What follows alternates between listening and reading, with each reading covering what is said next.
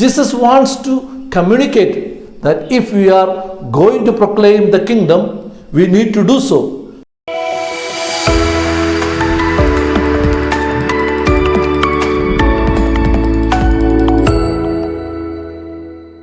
My dear brothers and sisters in Jesus Christ, today we celebrate the feast of the author of nearly a quarter of the New Testament, Saint Luke, who not only wrote a gospel but also wrote the Acts of the Apostles.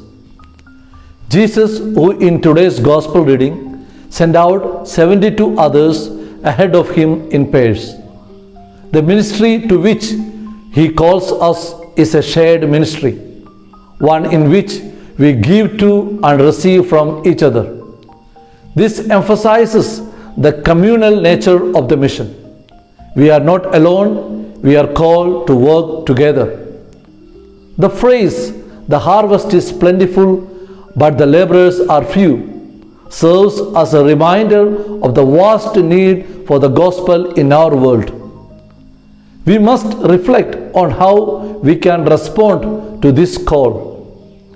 Each of us has a unique gifts and opportunities to share this call. Jesus wants his followers to be doing and how they ought to do. We are a missionary church. We are sent by the Lord to spread his word and to do his work. The gospel is not just something that we are meant to cling to for our own benefit. It is a seed that we are meant to give away. Prayer is not incidental to ministry. It is not decorative. Without it, nothing will succeed. Without it, no ministries will come forward.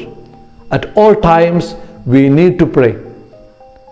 Jesus prepares the disciples for the challenges they will face. He instructs them to travel light, relying on God's provision and the hospitality of others. The mission is not without its difficulties. It will encounter rejection and opposition. Yet we are called to be bearers of peace, extending God's love in every situation. We must trust in God's presence and we engage in our mission. We may not see immediate results, but we can have faith that God is at work. We need to continue the preaching mission just as Jesus gave instruction to the 72 missionaries. He also gives each one of us a mission to carry out. As faithful Christians, we should attract others to the faith by leading exemplary lives. Just as a rose flower attracts people by its beauty and fragrance. This is our job and our responsibility. We must not miss the current opportunities to be apostles through our words and deeds in everyday life.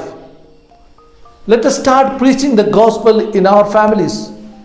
Be leading exemplary Christian lives in which spouses love and respect each other. Raise their children in the spirit of obedience and service. Discipline them with forgiving love and teach them by persistent example to pray, love and help others by sharing their blessings. Jesus wants to communicate that if we are going to proclaim the kingdom, we need to do so first in our body language so that our words will be credible. Let us remember our calling as disciples. We are all invited to be active participants in God's mission. May we answer that call, embrace the challenges and hold on to the promise of his presence. Let us go forth as the 72 did, proclaiming the good news and bringing the healing touch of Christ to our world. Amen.